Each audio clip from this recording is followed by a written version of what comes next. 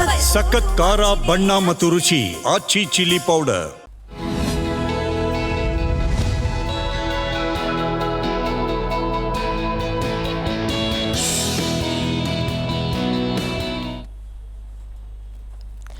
Hello ನಮಸ್ಕಾರ. Big boss ಕತೆ ನಮ್ಮ ಜೊತೆ ವಿಶೇಷ ಕಾರ್ಯಕ್ರಮಕ್ಕೆ ಸ್ವಾಗತ. ನಾನು ತೇಜಸ್ವಿನಿ. ಇವತ್ತಿನ ವಿಶೇಷ ಕಾರ್ಯಕ್ರಮದಲ್ಲಿ ನಾವು ನಿನ್ನೆ ಎಪಿಸೋಡ್ ಬಗ್ಗೆ ಮಾತನಾಡ್ತಾ ಹೋಗೋಣ. ಅಂದರೆ ನಿನ್ನೆ ಎಪಿಸೋಡ್ ಹೇಗಿತ್ತು, ಅದರಲ್ಲೂ ಕೂಡ ಸೀಕ್ರೆಟ್ ರೂಮಲ್ಲಿರುವಂತಹ ಧ್ರುವಂತ್ ಹಾಗೂ ರಕ್ಷಿತಾ ಶೆಟ್ಟಿ ಇಬ್ಬರು ಅವರು ಕೂಡ ಮನೆಗೆ ಆಗಮಿಸಿ ಈಗಾಗಲೇ ಕೆಲವೊಂದಷ್ಟು ಗಲೀಜ್ ಮಾಡಿದ್ರು. ಆ ಗಲೀಜನ್ನು ಕ್ಲೀನ್ ಮಾಡೋ ಟಾಸ್ಕನ್ನು ಕೂಡ ಕೊಡಲಾಗಿತ್ತು. ಆ ಟಾಸ್ಕ್ ಹೇಗಿತ್ತು, ಕಾವ್ಯ ಅವರ ಕ್ಯಾಪ್ಟನ್ಶಿಪ್ ಹೇಗಿದೆ, ಅವರು ಕ್ಯಾಪ್ಟನ್ ಆಗಿರೋದು ಎಷ್ಟು ಖುಷಿ ಆಗ್ತಾ ಇದೆ, ಅದರ ಜೊತೆಗೆ ಕಾವ್ಯ ಅವರು ಕ್ಯಾಪ್ಟನ್ ಆಗಿರೋದು ಗಿಲ್ಲಿ ಅವರಿಗೆ ಪ್ಲಸ್ ಪಾಯಿಂಟ್ ಆಯ್ತಾ, ಇದೆಲ್ಲದ್ರ ಬಗ್ಗೆ ಇವತ್ತಿನ ಕಾರ್ಯಕ್ರಮದಲ್ಲಿ ಮಾತನಾಡ್ತಾ ಹೋಗೋಣ. ಇದೇ ಈ ಹೊತ್ತಿನ ವಿಶೇಷ ಬಿಗ್ ಬಾಸ್ ಕತೆ ನಮ್ಮ ಜೊತೆ.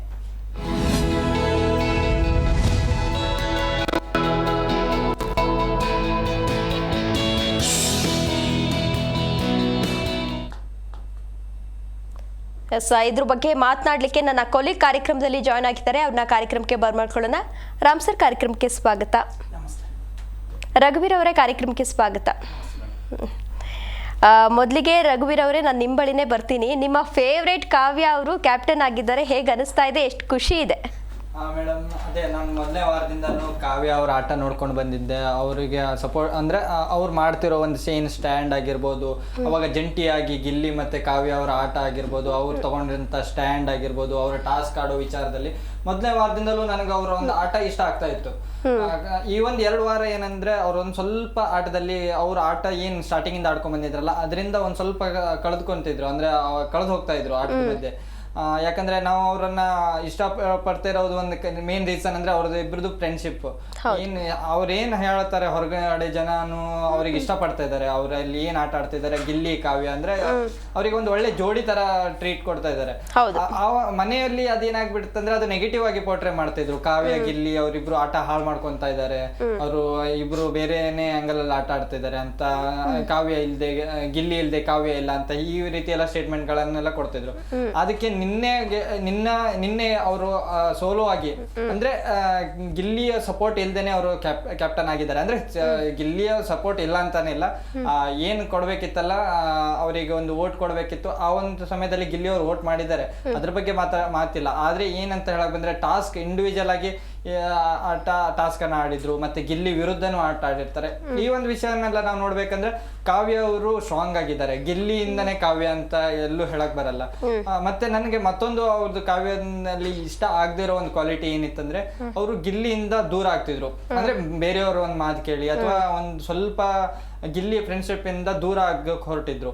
ಆದ್ರೆ ಅದು ಅವರಿಗೆ ಒಂದ್ ಸ್ವಲ್ಪ ಮೈನಸ್ ಆಗ್ಬೋದಿತ್ತು, ಯಾಕಂದ್ರೆ ನೀವು ರಿಯಲ್ ಆಗಿದ್ದಿದ್ರೆ ಅದು ಬೇರೆ ಆಗೋ ಒಂದು ಮಾತೆ ಇರಲ್ಲ. ಹೌದು, ಆ ಒಂದು ರೀಸನ್ ಅಲ್ಲಿ ಅವ್ರು ಸ್ವಲ್ಪ ಅವ್ರ ಆಟದಿಂದ ಕಳೆದು ಹೋಗ್ತಾ ಇದ್ರು. ಆದ್ರೆ ಈ ನಿನ್ನೆ ಅವ್ರೇನ್ ಕ್ಯಾಪ್ಟನ್ಸಿ ಆಗಿದೆಯಲ್ಲ ಅದು ಖುಷಿ ಇದೆ ಮೇಡಮ್. ಅವರು ಚೆನ್ನಾಗಿ ನಿಭಾಯಿಸ್ಕೊಂಡು ಹೋಗ್ತಾರೆ, ಯಾಕಂದ್ರೆ ಅವ್ರಿಗೆ ಆ ಕ್ವಾಲಿಟಿ ಇದೆ. ಯಾಕಂದ್ರೆ ನಾವು ನೋಡ್ತಾ ಇದೀವಿ ಅಶ್ವಿನಿ ಗೌಡ ಅವರಿಗೆ ಟಕ್ಕರ್ ಕೊಡೋದಕ್ಕೆ ಕಾವ್ಯ ಅವರು ಅಂದ್ರೆ ಅಶ್ವಿನಿ ಸ್ಟ್ರಾಂಗ್ ಕಂಟೆಸ್ಟೆಂಟ್ ಅಲ್ಲಿ ಅವರಿಗೆ ಅವರು ಸ್ಟ್ರಾಂಗ್ ಆಗಿ ಎದುರು ನಿಲ್ಲುವಂತ ತಾಕತ್ತಿದೆ ಅಂದ್ಮೇಲೆ ಇಡೀ ಮನೇನ ಎದುರಿಸ್ಕೊಂಡು ಹೋಗೋದು ಶಕ್ತಿ ಅವರಲ್ಲಿ ಇದೆ, ನಡೆಸ್ಕೊಂಡು ಹೋಗೋದು ಶಕ್ತಿ ಕಾವ್ಯ ಅವರಲ್ಲಿದೆ. ಅವರು ಕ್ಯಾಪ್ಟನ್ಸಿ ಚೆನ್ನಾಗಿ ನಿಭಾಯಿಸ್ಕೊಂಡು ಅವ್ರಿಗೆ ವಾರದ ಉತ್ತಮ ಕೂಡ ಅವರಿಗೆ ಸಿಕ್ಕಿದೆ.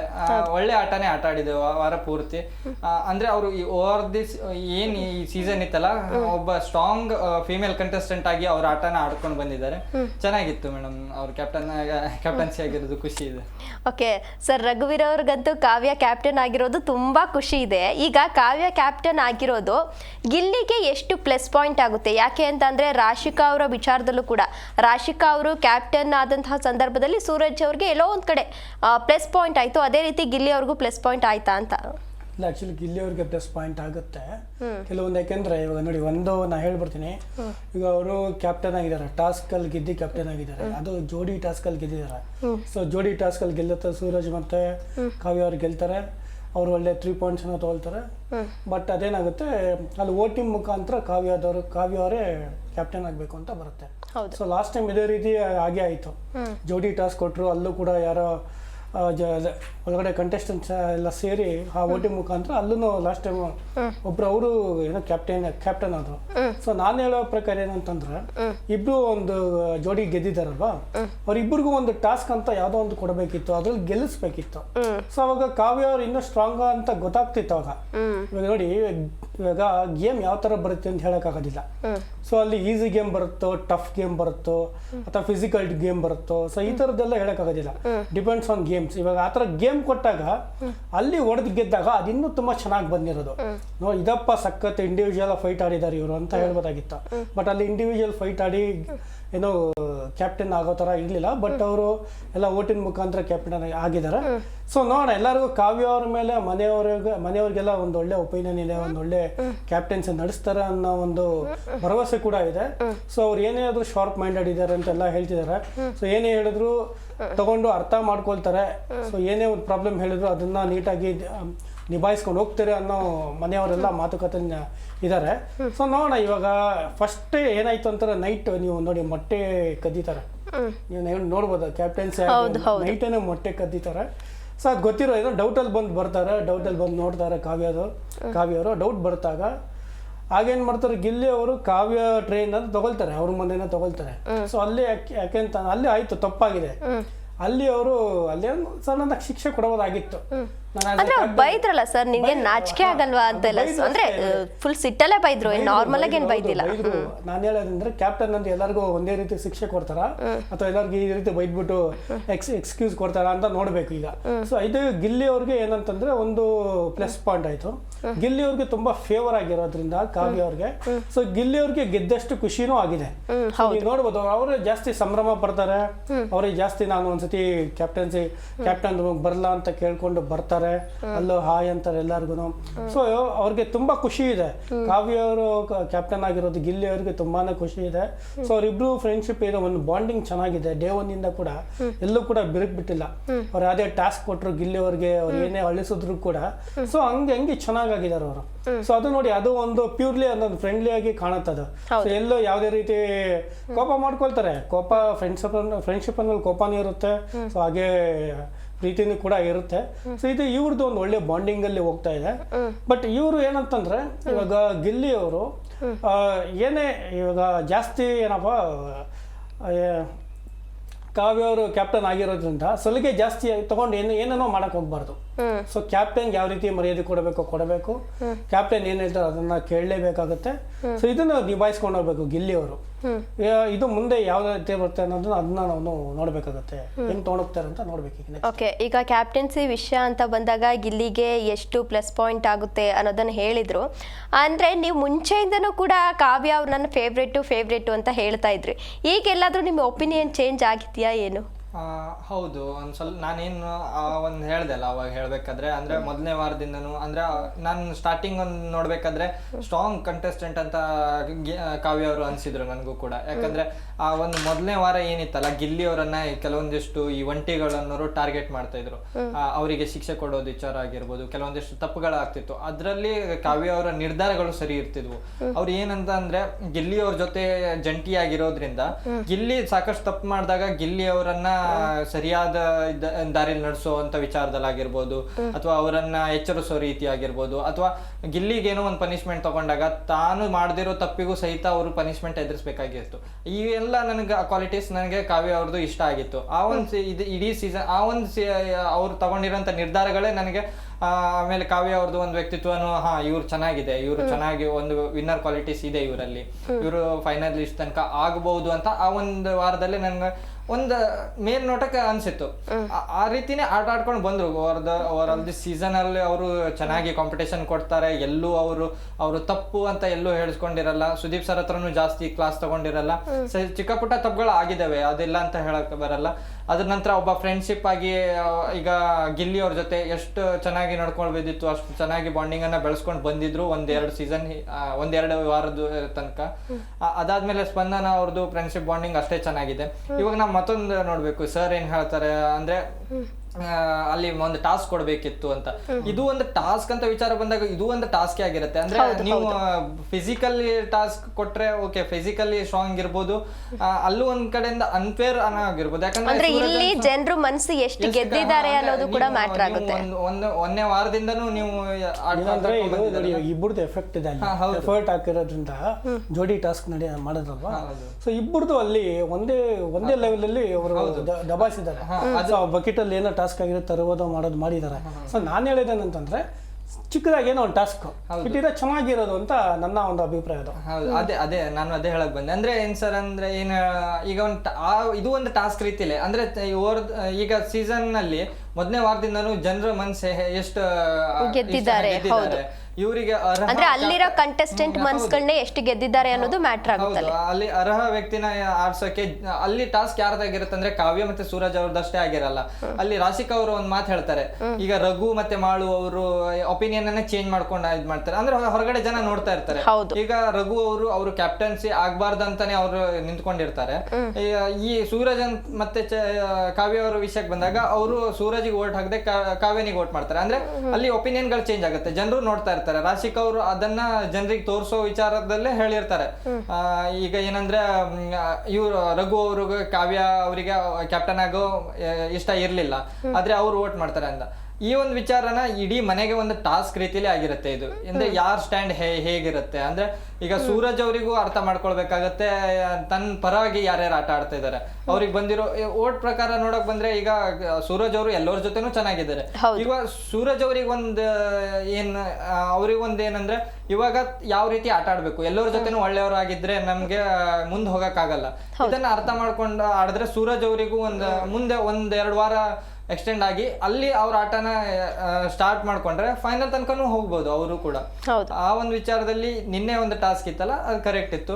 ಆಕ್ಚುಲಿ ನಾನ್ ಎಕ್ಸ್ಪೆಕ್ಟ್ ಮಾಡಿದ್ದು ಏನು ಅಂತಂದ್ರೆ ಮಾಳು ಹಾಗೂ ರಘು ಅವರು ಸೂರಜ್ ಅವ್ರಿಗೆ ವೋಟ್ ಮಾಡ್ತಾರೆ ಅಂತ. ಹೌದು, ಬಟ್ ಅದು ಅನ್ಎಕ್ಸ್ಪೆಕ್ಟೆಡ್ಲಿ ಬಿಗ್ ಬಾಸ್ ಅವರೇ ಗೇಮ್ ಮಾಡಿರ್ತಾರೆ.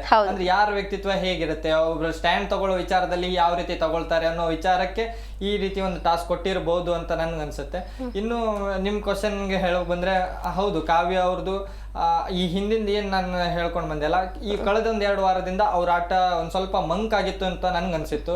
ಆಮೇಲೆ ಗಿಲ್ಲಿಯಿಂದ ಫ್ರೆಂಡ್ಶಿಪ್ ಕಳ್ಕೊಳಕ್ಕೆ ಅವರೇ ಟ್ರೈ ಮಾಡ್ತಾ ಇದ್ರು. ಮತ್ತೆ ಗಿಲ್ಲಿ ಅವರನ್ನ ನಾಮಿನೇಟ್ ಮಾಡೋದಾಗಿರ್ಬೋದು, ಮತ್ತೆ ಹಾವು ಏಣಿ ಒಂದು ಟಾಸ್ಕ್ ಅಲ್ಲಿ ಅವರು 2 ತರ ಒಪಿನಿಯನ್ ಕೊಟ್ರು. ಅದು ನನ್ಗೆಲ್ಲೂ ಒಂದ್ ಕಡೆ ಸರಿ ಅನ್ಸಿಲ್ಲ. ಈಗ ನಾವು ಅದು ಗಿಲ್ಲಿಗೆ ಯಾಕೆ ನನ್ಗೆ ಗಿಲ್ಲಿ ಅವರನ್ನೇ ಸಪೋರ್ಟ್ ಮಾಡ್ಬೇಕು ಅವೆಲ್ಲ ಇಲ್ಲ. ಯಾಕಂದ್ರೆ ಗಿಲ್ಲಿ ಯಾಕೆ ಎಂಟರ್ಟೈನಿಂಗ್ ಮಾಡ್ತಾನೆ ಅದು ಅಂತಿಲ್ಲ. ನನ್ಗೆ ಗಿಲ್ಲಿ ಇಷ್ಟ ಆಗೋದು ಯಾಕಂದ್ರೆ ಅವರು ಕೆಲವೊಂದಿಷ್ಟು ಫ್ರೆಂಡ್ಸ್ ಗಳಿದ್ದಾರೆ, ಅವರನ್ನ ಅವರು ಪ್ರೊಟೆಕ್ಟ್ ಮಾಡ್ಕೊಂತಾರೆ. ಅಂದ್ರೆ ಅವರಿಗೆ ಯಾವುದೇ ಕಾರಣಕ್ಕೂ ಬಿಟ್ಕೊಡೋದಿಲ್ಲ. ಮೊದಲು ಏನು ಫ್ರೆಂಡ್ಶಿಪ್ ಇರುತ್ತಲ್ಲ, ಏನ್ ಬಾಯಿಗೆ ಬಂದಂಗೆ ಮಾತಾಡ್ತಾರೆ ಅದು ಇದು ಅಂತ ಎಲ್ಲ ಹೇಳ್ತಾರೆ. ಇವಾಗ ನಾವು ಉದಾಹರಣೆ ಕೊಡಕ್ ಬಂದ್ರೆ ರಘು ಅವರು ಸಿಕ್ಕಾಪಟ್ಟೆ ಗಿಲ್ಲಿ ಅವರನ್ನ ಟಾರ್ಗೆಟ್ ರೀತಿಯಲ್ಲಿ ಮಾಡ್ತಾರೆ. ಅವರನ್ನ ಬಾಯಿಗೆ ಬಂದಂಗೆ ಮಾತಾಡ್ತಾರೆ, ಏನೇನೋ. ಅಂದ್ರೆ ರಘು ಮೇಲೆ ಒಪಿನಿಯನ್ ಇರೋದೊಂದೇ, ನನ್ನ ಬೆಸ್ಟ್ ಫ್ರೆಂಡ್. ಅವರು ಸುದೀಪ್ ಸರ್ ಕೇಳಿದಾಗ ಒಂದು ಕ್ವಶನಿಗೆ ಆನ್ಸರ್ ಮಾಡ್ತಾರೆ, ಅವ್ರನ್ನ ನನ್ ಬಿಟ್ಬೋದು ಆದ್ರೆ ನಾನು ಅವರನ್ನ ಬಿಡಲ್ಲ ಅಂತ ಹೇಳ್ತಾರೆ. ಅಂದ್ರೆ ಅವ್ರ ಫ್ರೆಂಡ್ಶಿಪ್ ನ ಒಂದು ಪ್ರೊಟೆಕ್ಟ್ ಮಾಡ್ಕೊಂತಾರೆ. ಆ ಒಂದು ವಿಷಯದಲ್ಲಿ ನನಗೆ ಗಿಲ್ಲಿ ಇಷ್ಟ ಆಗ್ತಾರೆ. ಕಾವ್ಯ ವಿಚಾರದಲ್ಲೂ ಗಿಲ್ಲಿಯಿಂದ ಕಾವ್ಯ ಅಂದಾಗ ಅದು ಗಿಲ್ಲಿಗೆ ಪ್ಲಸ್ ಆಗಿರುತ್ತೆ. ಗಿಲ್ಲಿ ಸುಮ್ಮನೆ ಇದ್ದು ಅನ್ಸ್ಕೊಳ್ಬಹುದು, ಹೌದು ನಾನಿಂದ ಅವಳಂತ. ಆದ್ರೆ ಅವ್ನು ಗಿಲ್ಲಿ ಅವರು ಎಲ್ಲೂ ಆ ರೀತಿ ಹೇಳಲ್ಲ. ಕಾವ್ಯ ಅವರು ಇಂಡಿವಿಜುವಲ್ ಆಗಿ ಬಂದಿದ್ದಾರೆ. ನಿನ್ನೆ ಒಪಿನಿಯನ್ ಕೊಡ್ಬೇಕಾದ್ರೂ ಅದೇ ರೀತಿಯಾಗಿ ಒಂದು ಸ್ಟೇಟ್ಮೆಂಟ್ ಕೊಡ್ತಾರೆ, ಇಲ್ಲ ಕಾವ್ಯ ಇಲ್ಲಿ ತನಕ ಬರ್ತಿದ್ದಾರೆ ಅಂದ್ರೆ ಅವರು ಸ್ಟ್ರಾಂಗ್ ಇದ್ದ ರೀಸನ್ಗೆ ಅವ್ರು ಇಲ್ಲಿ ತನಕ ಬರ್ತಿದ್ದಾರೆ. ಅಂತ ಫ್ರೆಂಡ್ಶಿಪ್ ಅನ್ನ ಇವರು ಕಳ್ಕೊಳಕ್ ಹೊರಟಿದ್ದಾರೆ. ಅದೊಂದು ಸ್ವಲ್ಪ ಅವ್ರ ಮೇಲೆ ಒಪಿನಿಯನ್ ಚೇಂಜ್ ಆಗಿತ್ತು. ಆದ್ರೆ ಈಗ ಮುಂದೆನೂ ಅವ್ರಿಗೊಂದು ಅವಕಾಶ ಇದೆ. ಈಗ ಈ ಕ್ಯಾಪ್ಟನ್ಸಿ ಏನ್ ಟಾಸ್ಕ್ ಇದೆ, ಈಗ ಈ ಒಂದು ಮನೆ ಜವಾಬ್ದಾರಿ ಇರುತ್ತೆ, ಅದನ್ನ ಸರಿಯಾಗಿ ನಿಭಾಯಿಸ್ಕೊಂಡು ಹೋದ್ರೆ ಮುಂದೆ ಫೈನಲ್ ತನಕನೂ ಹೋಗೋ ಎಲ್ಲ ಅರ್ಹತೆ ಕಾವ್ಯ ಅವರಲ್ಲಿ ಇದೆ. ಅವರು ಚೆನ್ನಾಗಿ ಆಟ ಆಡಬೇಕು ಅಂತ ಅನ್ಸುತ್ತೆ. ಓಕೆ, ಇವಾಗ ಟಾಸ್ಕ್ ವಿಚಾರ ಅಂತ ಬಂದಾಗ ಸೀಕ್ರೆಟ್ ರೂಮಿಂದ ಧ್ರುವಂತ್ ಹಾಗೂ ರಕ್ಷಿತಾ ಬಂದು ಗಲೀಜ್ ಮಾಡ್ತಾರೆ. ರಕ್ಷಿತಾ ಗಲೀಜ್ ಮಾಡೋದ್ರಲ್ಲಿ ಎಷ್ಟು ಎಕ್ಸ್ಪರ್ಟು. ಅದರಲ್ಲಿ ಇನ್ನೊಂದು ವಿಚಾರ ಏನು ಅಂತ ಅಂದರೆ, ರಕ್ಷಿತಾ ಅವರು ಕೆಲವೊಂದಷ್ಟು ಕಾಸ್ಮೆಟಿಕ್ಸ್ ಏನಿತ್ತು, ಮೇಕಪ್ ಪ್ರಾಡಕ್ಟ್ ಬ್ರಷ್ಗಳೆಲ್ಲ ಯೂಸ್ ಮಾಡ್ತಾರೆ. ಅದು ಎಷ್ಟು ಸರಿ ಅಂದರೆ ಅದು ಗಲೀಜ್ ಆಗಿರುತ್ತೆ, ಅದನ್ನೆಲ್ಲ ಮತ್ತೆ ಅವ್ರ ಸ್ಕಿನ್ನಿಗೆ ಅಪ್ಲೈ ಮಾಡಿದಾಗ ಅವ್ರ ಸ್ಕಿನ್ ತುಂಬ ಸಮಸ್ಯೆ ಆಗುತ್ತೆ. ಅದು ಎಷ್ಟು ಸರಿ ಅವ್ರು ಅದನ್ನೆಲ್ಲ ಯೂಸ್ ಮಾಡಿದ್ದು? ನೋಡಿ, ಅದು ಅವರು ಪರ್ಸನಲ್ ಥಿಂಗ್ಸ್ ಅವೆಲ್ಲ. ಹೌದು, ಏನಂತಂದ್ರೆ ಒಬ್ಬರ ಪರ್ಸನಲ್ ಥಿಂಗ್ಸ್ ಮುಟ್ಟಿದಾಗ ಎಂಥವ್ರಿಗವ್ರು ಕೋಪ ಬಂದೇ ಬರುತ್ತೆ. ಅದರಲ್ಲೂ ಲೇಡೀಸಲ್ಲಿ ಮೇಕಪ್ ಸೆಟ್ಟನ್ನ ಹೌದು ತುಂಬಾ ಕೋಪ ಜಾಸ್ತಿ ಇರುತ್ತೆ ಅವ್ರಿಗೆ. ನಿಮ್ಗೆ ಅದ್ರೊಳಗೆ ಮೊದಲು ಬಂದ್ಬಿಟ್ಟು ರಾಶಿಕ್ ಅವರು ಅವ್ರ ಬ್ರಷ್ನೇ ಎತ್ಕೊಂಡ್ರು. ಎತ್ಕೋತಾರೆ, ಯಾಕಂದ್ರೆ ನೀವು ಹೇಳ್ದಾಗ ಯಾವ್ದು ಕರೆಕ್ಟ್ ಅದನ್ನ ಬ್ರಷಿಂಗ್ ಎಲ್ಲ ಮಾಡ್ಕೊತಿರ್ತಾರೆ. ಸ್ಕಿನ್ ಯಾಕೆಂದ್ರೆ ತುಂಬಾ ಸ್ಕಿನ್ ಅನ್ನೋದು ತುಂಬಾ ಸೆನ್ಸಿಟಿವ್ ಆಗಿರುತ್ತೆ. ಸೊ ಅಲ್ಲಿ ಡಸ್ಟ್ ಯಾವ ರೀತಿ ಹೋಗಿ ಬ್ರಷ್ ಅಲ್ಲಿ ಕೂತ್ಕೊಳ್ಳುತ್ತೆ ಅಂತ ಹೇಳಕ್ ಆಗೋದಿಲ್ಲ. ಸೊ ಅವೆಲ್ಲ ತಗೊಳ್ಬಾರ್ದಾಗಿತ್ತು. ಅವ್ರೇನು ಕೊಟ್ಟಿದ್ರು ಗಲೀಜು ಮಾಡೋದಕ್ಕೆ, ಅದ್ರಲ್ಲಿ ಅವ್ರು ಆಟ ಆಡ್ಬೇಕಿತ್ತು. ಅದನ್ನ ಎಲ್ಲಾ ಕಡೆ ಅವ್ರು ಏನ್ ಮಾಡಿದಾರೆ, ಚೆನ್ನಾಗಿ ಮಾಡಿದಾರೆ ಆಕ್ಚುಲಿ. ಕಿಚನ್ ಅಲ್ಲಿ ಹೋಗ್ಬಿಟ್ಟು ಡ್ರಾಯರ್ ಅಲ್ಲೆಲ್ಲ ಹಾಕಿದಾರಲ್ವಾ, ಸೊ ಅದು ಆಕ್ಚುಲಿ ಒಂದೊಳ್ಳೆ ಚೆನ್ನಾಗಿ ಅದೆಲ್ಲ ಕ್ಲೀನ್ ಮಾಡಕ್ ಆಗೋದಿಲ್ಲ. ಅವ್ರಿಗೆ ಕೊಟ್ಟಿರೋ ಟಾಸ್ಕ್ ನ ಅವರು ಚೆನ್ನಾಗಿ ನಿಭಾಯಿಸಿದ್ದಾರೆ, ಗೆಲ್ಲಕ್ ಟ್ರೈ ಮಾಡಿದಾರೆ ಆದಷ್ಟು. ಬಟ್ ಮೇಕಪ್ ಪ್ರಾಡಕ್ಟ್, ಮೇಕಪ್ ಅದೇನೋ ಪರ್ಸನಲ್ ಥಿಂಗ್ಸ್ ಏನಿದೆ ಅದನ್ನ ಮುಟ್ಬಾರ್ದಾಗಿತ್ತು. ಅದನ್ನ ಯಾರ್ದೇ ಆಗಿದ್ರು ಕೂಡ ಮುಟ್ಟಕ್ಕೆ ಹೋಗ್ಬಾರ್ದಾಗಿತ್ತು. ಈಕೆ ಒಬ್ಬ ಲೇಡಿ ಆಗಿ ಆಗಿರೋದ್ರಿಂದ ಇವ್ರಿಗೂ ಗೊತ್ತಿರುತ್ತೆ ಅದ್ರ ವ್ಯಾಲ್ಯೂ ಏನು ಅಂತ. ಸೊ ಅದು ಯಾಕೆಂದ್ರೆ ತುಂಬಾ ಕಾಸ್ಟ್ಲಿ ಐಟಮ್ಸ್ಗಳೇ ಅಂತ ಅನ್ಸುತ್ತೆ ನನ್ನ ಪ್ರಕಾರ. ಅದು ಯಾಕೆಂದ್ರೆ ಅದು ಮೇಕಪ್ ಸೆಟ್ಟೆ ಸುಮಾರು ಇಲ್ಲ ಅಂದ್ರೂ 30,000 50,000 1 ಲಕ್ಷ ಗಟ್ಟೆ ಹೋಗುತ್ತದು. ಸೊ ಆ ರೀತಿ ಒಂದು ಇರುವಂತ ಪ್ರಾಡಕ್ಟ್ಸ್ಗಳು ಇರ್ತದೋ. ಸೊ ಆ ಥರದ್ದೆಲ್ಲ ಮುಟ್ಬಾರ್ದಾಗಿತ್ತು. ಕೊಟ್ಟಿರೋ ಟಾಸ್ಕ್ ಏನಿರುತ್ತೆ ಅದೇನು ಕೊಟ್ಟಿರ್ತಾರೆ, ಅದು ಗಲೀಜು ಮಾಡಿ ಅನ್ನೋದು ಏನು, ಅದು ಪೇಪರ್ಸ್ ಕೊಟ್ಟಿರ್ಬೋದು, ಬೆಂಡ್ ಆ ಥರದ ಮೆಟಲ್ ಏನು ಕೊಟ್ಟಿರ್ತಾರೆ ಅದನ್ನ ಅವ್ರು ಮಾಡಿದ್ರೆ ಅದು ತುಂಬಾ ಚೆನ್ನಾಗಿರ್ತದೆ. ಬಟ್ ಇವರು ಪರ್ಸನಲ್ ಆಗಿ ತಗೊಂಡೋಗಿರೋದು ಅದನ್ನ ಎಲ್ಲೋ ತುಂಬಾನೇ, ಅಂದ್ರೆ ಈ ಹಿಂದೆನೂ ಒಂದ್ಸಲ ಬಿಗ್ ಬಾಸ್ ನೀರಿಗೆ ಹಾಕಕ್ ಕೇಳಿದ್ರು ಮೇಕಪ್ ಪ್ರಾಡಕ್ಟ್ ನ, ಬಟ್ ಈ ತರ ಹಾಕಿದ್ದು ತಪ್ಪು ಅನ್ನೋದು ಜನರ ಅಭಿಪ್ರಾಯ. ಈ ತರ ಮಾಡಬಾರ್ದಿತ್ತು. ನೋಡಿ ಅದ ಹೇಳಿದ ಪರ್ಸನಲ್ ಥಿಂಗ್ಸ್ ಏನೇ ತಗೊಳ್ಳಿ, ಬಟ್ಟೆ ಆಗಿರ್ಬೋದು, ಮೇಕಪ್ ಆಗಿರ್ಬೋದು, ಏನೋ ಒಂದಾಗಿರ್ಬೋದು, ಅವೆಲ್ಲ ಏನೊಂದು ಒಂದು ಎಮೋಷನ್ ಇರುತ್ತೆ ಯಾವ್ದೇ ಆದ್ರೂ ಕೂಡ. ಹಂಗೆಲ್ಲ ಮುಟ್ಟೋದು ಮಾಡೋದಾದ್ರೆ, ಈಗ ಒಬ್ರು ಬಟ್ಟೆ ಒಬ್ರು ಹಾಕೊಂಡ್ರೆ ನನ್ನ ಬಟ್ಟೆ ಏನಕ್ಕೆ ಹಾಕೊಂಡ್ರೆ ಅಂದಷ್ಟು ಕೋಪ ಬರುತ್ತಲ್ವಾ. ಏನೋ ಒಂದ್ ಯಾರು ಗಿಫ್ಟ್ ಕೊಟ್ಟಿರ್ತದೆ, ಮತ್ತೊಂದಿರುತ್ತೆ. ಒಬ್ರು ಗಿಫ್ಟ್ ಕೊಟ್ಟಿರುತ್ತೆ, ಬೇರೆಯವ್ರ ಯೂಸ್ ಮಾಡಿದ್ರೆ ಬೇರೆಯವ್ರು ತಗೊಂಡಾಗ ಅದು ಕೋಪ ಜಾಸ್ತಿನೇ ಆಗ್ಬಿಡುತ್ತೆ. ಆ ಥರದ್ದೆಲ್ಲ ಮಾಡಕ್ ಹೋಗ್ಬಾರ್ದು.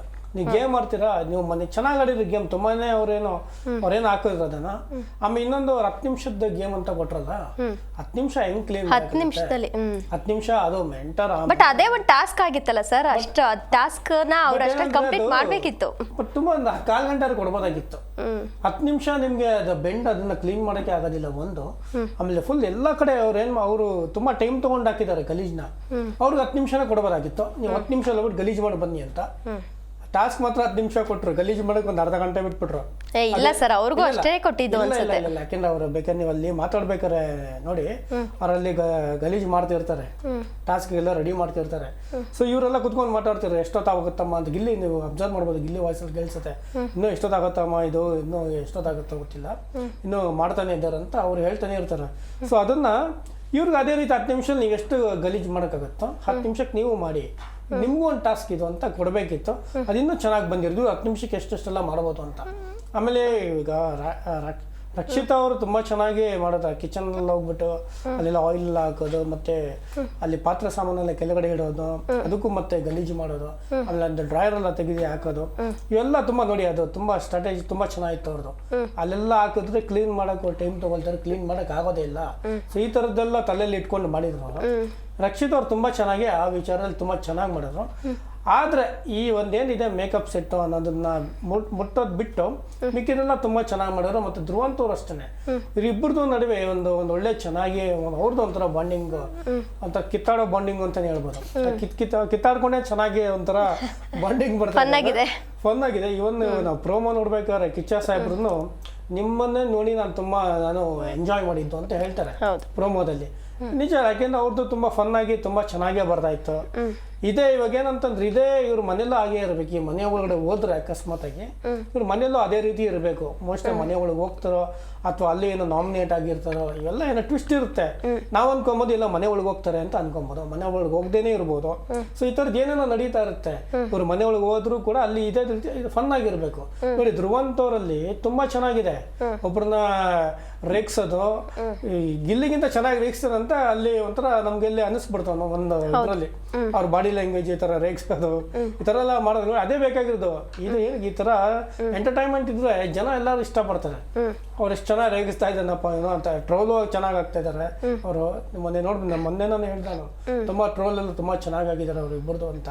ಸೊ ಈ ರೀತಿ ಒಂದ್ ಏನಾಗುತ್ತೆ, ವೋಟಿಂಗ್ ತುಂಬಾ ಚೆನ್ನಾಗಿ ಬೀಳುತ್ತೆ. ಈ ರೀತಿ ಇದ್ದಾಗ ಅವ್ರು ಫೈನಲಿಸ್ಟ್ ಹೋಗ್ಬೋದು, ಅವ್ರು ಅಲ್ಲಿ ಗಂಟ ಅವರು ತಗೊಂಡು ಹೋಗ್ಬೋದು. ಸೊ ಇದೇ ರೀತಿ ಚೆನ್ನಾಗಿ ಫನ್ ಆಗಿ ಟೈಮಲ್ಲಿ ಆಟ ಆಡ್ಬೋದು, ಗೇಮ್ ಟೈಮಲ್ಲಿ ಗೇಮ್ ಆಡಬೇಕು, ಎಲ್ಲಿ ರೈಸ್ ಮಾಡಬೇಕು ವಾಯ್ಸ್ನ ರೈಸ್ ಮಾಡ್ಕೊಂಡು ಚೆನ್ನಾಗಿ ಆಡ್ಕೊಂಡು ಹೋಗ್ತಿದ್ರೆ. ಸೊ ಇನ್ನೂ ತುಂಬಾ ಚೆನ್ನಾಗಿ ತಗೊಂಡು ಹೋಗ್ಬೋದು ಇದನ್ನ ಹೇಳ್ಬೇಕಾದ್ರೆ. ಓಕೆ, ರಘುವೀರ್ ಅವರೇ, ಈಗ ಉತ್ತಮ ಕಳಪೆ ವಿಚಾರ ಅಂತ ಬಂದರೆ ಈಗ ಚೈತ್ರ ಅವ್ರಿಗೆ ಕಳಪೆ ಕೊಟ್ಟಿದ್ದಾರೆ, ಇವರು ಕಾವ್ಯ ಅವ್ರಿಗೆ ಉತ್ತಮ ಕೊಟ್ಟಿದ್ದಾರೆ. ಈ ಚೈತ್ರ ಅವರು ಎಡವಿದಲ್ಲಿ ಕಾವ್ಯ ಅವರು ಉತ್ತಮ ಆಗಲಿಕ್ಕೆ ಅವ್ರಿಗೆ ಪ್ಲಸ್ ಪಾಯಿಂಟ್ ಏನಾಯಿತು? ಮೇಡಮ್ ಅದೇ ಚೈತ್ರ ಅವ್ರದ್ದು ಏನಿತ್ತಲ್ಲ, ಅವರು ಈ ವಾರ ನಾವೇನು ಅದೇ ಹಳೆ ಒಂದು ಚೈತ್ರ ಏನಿದ್ರಲ್ಲ ಸೀಸನ್ 11 ಏನ್ ಚೇಂಜೇ ಆಗಿಲ್ಲ. ನಮ್ಗೆ ಸೀಸನ್ 12 ಅದೇ ರೀತಿ ಚೈತ್ರನೇ ನಾವು ನೋಡಿದ್ವಿ. ಯಾಕಂದ್ರೆ ಮೊದಲೇ ಏನ್ ಟಾಸ್ಕ್ ಮೊದಲೇ ದಿನದಲ್ಲೇ ಅವ್ರದ್ದು ಗಲಾಟೆಗಳು ಸಿಕ್ಕಾಪಟ್ಟೆ ಕೆಳಮಟ್ಟಕ್ಕೆ ಹೋಗ್ಬಿಟ್ವು. ಏನೇನೋ ಉಗಿದ ಎಂಜಲ ಉಗಿದು ಇರೋದು, ಒಬ್ಬ ವಯಸ್ಸಲ್ಲಿ ಅವರೇ ಅದೇ ಹೇಳ್ತಾರೆ, ವಯಸ್ಸಲ್ಲಿ ನನ್ಗಿಂತ ದೊಡ್ಡವರು.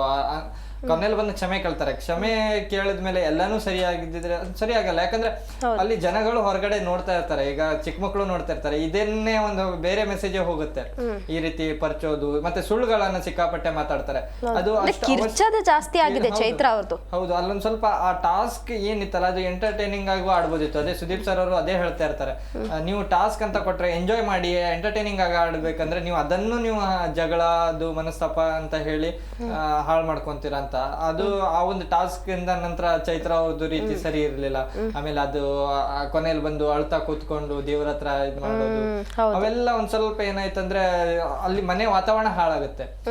ಎಲ್ಲರೂ ಒಂದೇ ಮನೇಲಿ ಇರ್ತಾರೆ, ಆಟದಲ್ಲಿ ಬರುತ್ತೆ, ಒಂದ್ ಸ್ವಲ್ಪ ತಪ್ಪಾಗತ್ತೆ, ಸರಿ ಆಗತ್ತೆ, ಎಡುತ್ತಾರೆ.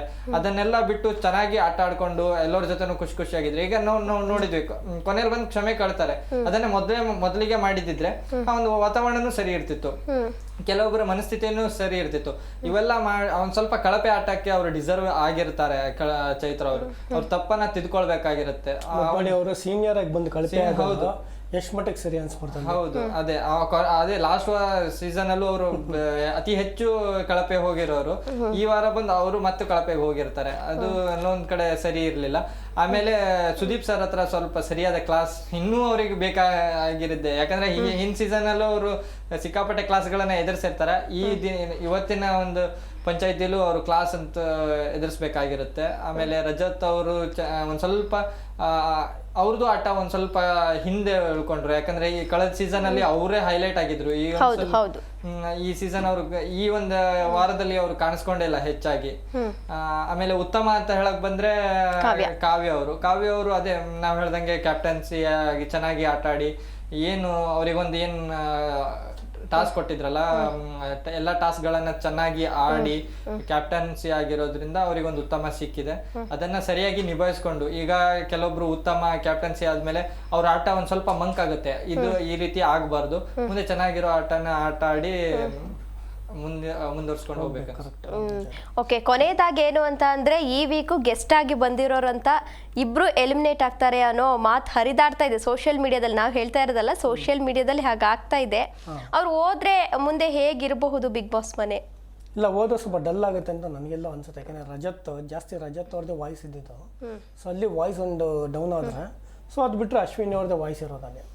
ಫೀಮೇಲೆಲ್ಲ ಅಶ್ವಿನಿ ಅವ್ರದ್ದೇ ಇರೋದು. ಮೇಲಲ್ಲಿ ಯಾರೆಲ್ಲ ಸೂರಜು ಸೈಲೆಂಟ್ ಆಗಿದ್ದಾರೆ, ರಘು ಅವರು ಸೈಲೆಂಟ್ ಆಗಿದ್ದಾರೆ, ಧನು ಅವರು ಸೈಲೆಂಟ್ ಆಗಿದ್ದಾರೆ, ಮಾಲು ಅವರು ಅಂತೂ ಇಲ್ಲಿ ಕಾಣಿಸ್ತಾನೆ ಇಲ್ಲ. ಸೊ ಈ ಥರದ್ದೆಲ್ಲ ಇದೆ. ಸೊ ನನ್ನ ಪ್ರಕಾರ ಇವ್ರು ಇನ್ನೂ ಒಂದು ವೀಕ್ ಇರಬೇಕು, ಇನ್ನೂ ಚೆನ್ನಾಗಿ ಅಲ್ಲಿ ಎಂಟರ್ಟೈನ್ ಮಾಡಲೇಬೇಕು. ರಜತ್ ಅವ್ರು ಇರಲೇಬೇಕು ನನ್ನ ಪ್ರಕಾರ, ಇದ್ರೆ ಚೆನ್ನಾಗಿರುತ್ತೆ. ಚೈತ್ರ ಅವರು ಹೋದ್ರೂ ಹೋಗ್ಬೋದೇನೋ ಅನ್ಸುತ್ತೆ. ಯಾಕೆಂದ್ರೆ ಅವ್ರದ್ದು ಅದೇ ಈಗ ನೋಡಿ, ಡಲ್ ಆಗಿ ಅಂತಂದ್ರೆ ಅಲ್ಲಿ ಬಂದು ಡಲ್ ಆಗಿ ನಿಕ್ಕಿರ್ಬೇಕು. ಅದೇ ಮನೇಲಿ ಇರ್ಬೋದಲ್ಲ ಡಲ್ ಆಗಿ, ಅಲ್ಲೆಲ್ಲ ಬಂದು ಅಷ್ಟೆಲ್ಲ ಅವರು ದುಡ್ಡು ಕೊಟ್ಟೆ ಕಟ್ಸ್ಕೊಂಡಿರ್ತಾರೆ. ಅವ್ರೇನು ಸುಮ್ಮನೆ ಕಟ್ಸ್ಕೊಂಡಿರೋದಿಲ್ಲ. ಅಷ್ಟೆಲ್ಲ ಕೊಟ್ಟು ಕಟ್ಸ್ಕೊಂಡ್ರು ಕೂಡ ಅವ್ರು ಅಷ್ಟು ಅದೇ ತಿರ್ಗಾ ಮತ್ತೆ ಕಳಪೆ ತರ ಆಡಿದ್ರು ಅವರು. ಅದಕ್ಕೆ ಅರ್ಥನೇ ಇರೋದಿಲ್ಲ. ಅವ್ರು ಎಷ್ಟು ಚೆನ್ನಾಗಿ ಆಟ ಆಡಬಹುದಾಗಿತ್ತು ನೋಡಿ. ಫಸ್ಟ್ ವೀಕಲ್ಲಿ ತುಂಬಾ ಸಖತ್ತಾಗಿ ಆಡಿದ್ರು. ಚೈತ್ರ ಅವ್ರನ್ನ ಹೊಗಳಿದ್ವಿ. ಅವ್ರು ತುಂಬಾ ಟಾಸ್ಕ್ ಎಲ್ಲ ಕಂಪೇರ್ ಮಾಡಿದ್ರೆ ಲಾಸ್ಟ್ ಸೀಸನ್ ಈ ಸೀಸನ್ ತುಂಬಾ ಚೆನ್ನಾಗಿ ಒಳ್ಳೆ ಎಕ್ಸ್ಪೀರಿಯನ್ಸ್ ಆಗಿ ಆಡಿದಾರಪ್ಪ, ಸಖತ್ತಾಗಿ ಆಡಿದ್ದಾರೆ, ಅದಕ್ಕೆ ಗೆಲ್ಸ್ಕೊಟ್ಟಿದ್ದಾರೆ ಅವರು. ಮತ್ತೆ ತಿರ್ಗಿ ಮತ್ತೆ ಅವರೇ ಕ್ಯಾಪ್ಟನ್ ಆದ್ರು. ಸೊ ಅದೊಂದೆಲ್ಲೋ ಹೌದು ತುಂಬಾ ಖುಷಿ ಕೊಡ್ತದೆ. ಚೆನ್ನಾಗಿ ಆಡಿದ್ರು. ಅವ್ರ ಎಫರ್ಟ್ಗೆ ಅವ್ರಿಗೆ ಕ್ಯಾಪ್ಟನ್ ಸಿಗ್ಬೇಕಿತ್ತು, ಸಿಕ್ಕಿದೆ. ಎಲ್ಲ ಒಂದ್ ಕಡೆ ಅವ್ರಿಗೆ ಸಿಕ್ಕಿರೋದ್ರಲ್ಲಿ ಅರ್ಥ ಇದೆ ಅನ್ನೋ ತರ ಆಯ್ತು. ನಂತರ ಬರ್ತಾ ಅವ್ರು ಈ ತರ ಮತ್ತೆ ತಿರ್ಗಾ ಹಳೆದ ಕಿರ್ಚಾಡೋದು, ಮತ್ತೆ ದೇವ್ರ ಹತ್ರ ಹೋಗೋದು, ಈ ಥರ ಎಲ್ಲ ಮಾಡೋದು. ಏನಾಗುತ್ತೆ, ಎಲ್ಲರಷ್ಟೇ ದೇವ್ರ ಹತ್ರ ಕೇಳ್ಕೊಳ್ತಾರೆ. ಆ ಗೇಮ್ ಅಂತ ಅಂದಾಗ ಅಲ್ಲೇನು ಪರ್ಸ್ನಲ್ ಆಗಿ ತೊಗೊಂಡೋಗಿ ದೇವ್ರ ಹತ್ರ ಹೇಳೋಂಥದ್ದೇನಿಲ್ಲ ಅಲ್ಲಿ. ಸೊ ಇದನ್ನ ಅವ್ರು ಅವಾಯ್ಡ್ ಮಾಡ್ಕೊಂಡು ಚೆನ್ನಾಗಿರುತ್ತೆ. Okay, thank you so much. ಇಬ್ರು ಕೂಡ ಕಾರ್ಯಕ್ರಮದಲ್ಲಿ ಭಾಗಿಯಾಗಿ ಬಿಗ್ ಬಾಸ್ ಬಗ್ಗೆ ತುಂಬಾ ಚೆನ್ನಾಗಿ ಮಾತನಾಡಿದ್ರಿ. ಇಬ್ರಿಗೂ ಕೂಡ thank you so much. Thank you. ನೋಡಿದ್ರಲ್ಲ ವೀಕ್ಷಕರೇ, ಇದಾಗಿತ್ತು ಈ ಹೊತ್ತಿನ ಬಿಗ್ ಬಾಸ್ ಅಪ್ಡೇಟ್ಸ್. ಮತ್ತಷ್ಟು ಅಪ್ಡೇಟ್ಸ್ಗಾಗಿ ನೋಡ್ತಾ ಇರಿ ಜೀ ಕನ್ನಡ ನ್ಯೂಸ್, ಸತ್ಯವೇ ಸುದ್ದಿಯ ಜೀವಾಳ.